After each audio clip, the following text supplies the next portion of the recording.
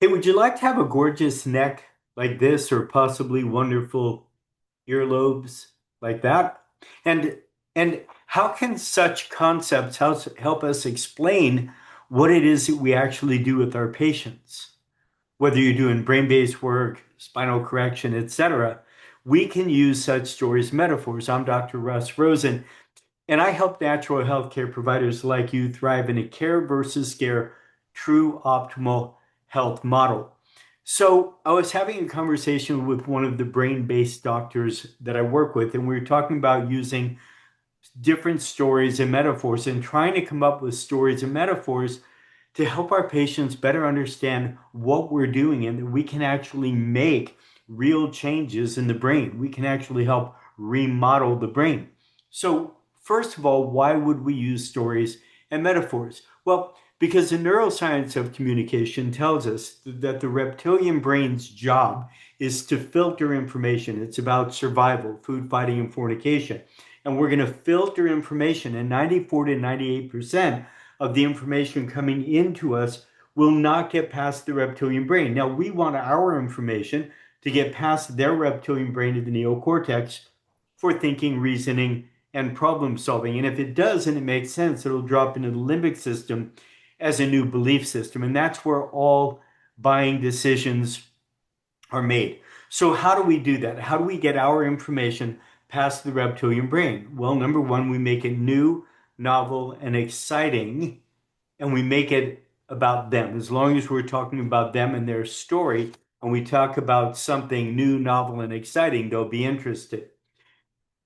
The other thing that we're going to do is we're going to use Socratic questions, meaning questions that make them think who, what, why, where, when, how, what, and we'll use stories and metaphors. And what the stories and metaphors do and the Socratic questions is it helps us get our information past that pesky reptilian brain that would normally filter our information out. And once it gets past here, it goes to the neocortex, thinking, reasoning, problem solving, if it makes sense, drops into the limbic system as a new belief system, and all is well. And that's how we get patients who get what we do, want what we offer, so they happily stay, pay, and refer for a lifetime.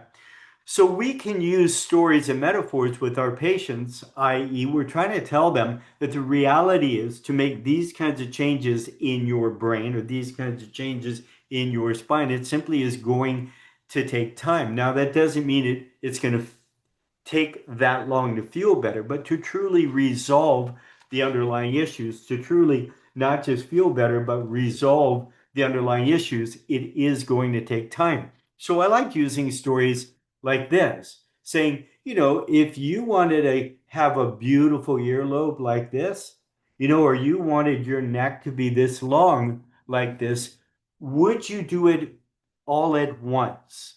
Now, everybody's going to answer no, because if you did it all at once, it's going to tear the earlobe, right? You'd have to put in a small gauge, then a little bit bigger and a little bit bigger, and over time, you too can end up looking like that. Or we would take a ring and then another ring and another ring, and again, you too could end up looking like that, one gauge at a time, one ring at a time. And that's called remodeling. Now, until the 1990s, when the concept of neuroplasticity was accepted into mainstream acceptance, we didn't believe that the brain could change. But now we recognize that it can. We just need to do the right things over time. And when we do the right things over time, we can really help ourselves heal and resolve these health issues that you're having,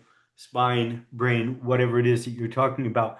And that is why we do this brain mapping with you. That is why we use this neurofeedback with you. That's why we use these very specific styles of work with you, QNRT, etc. That's why we do these things, because we know doing the right things over time, we can monitor your progress, and we can actually not just get feeling better while we haven't actually healed, but we can help you resolve your issues. So that is just a simple concept of how we can use stories and metaphors to get past their reptilian brain, to get them to recognize that, oh, you can help me in this way. And a big concept like this, that it's going to take time to actually change your brain. Well, you can lecture them for hours, or you could just simply ask them a question.